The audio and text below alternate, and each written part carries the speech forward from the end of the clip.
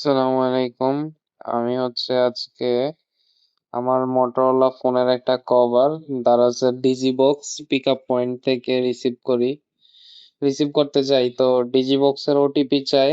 তো আমি ওটিপিটা ফার্স্টে ভুল দেই, পরে কনফার্ম হওয়ার পর যখন আবার দেই নিয়ে নেয়। পরে আমার কাছে যে ডেলিভারির যে ইমেইলের মাধ্যমে একটা ওটিপি আসে, সেকেন্ড 6 ডিজিটের ওইটা চাই। তো নেওয়ার পর ওইটা আমি যখন ইনপুট দিই তখন অটোমেটিক্যালি আমার পার্সেলের বক্সটা খুইলা যায়। তো সেখান থেকে আমি প্যাকেটটা যখন হাতে নেই, নেওয়ার পর দেখি যে একটু খালি খালি লাগে। তো ততক্ষণে আমি ভিডিওটা কাইটা দিছিলাম। বাট যখন খালি খালি লাগে আমি প্যাকেটটা না খুইলা আবার ক্যামেরা অন কইরা ভিডিও করা শুরু করছি।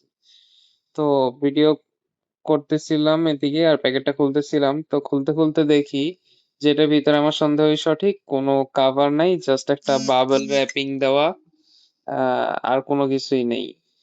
তো এখন আমি সেলারকে এটা জানাইছি, কিন্তু সেলার কোনো রেসপন্স করতেছে না।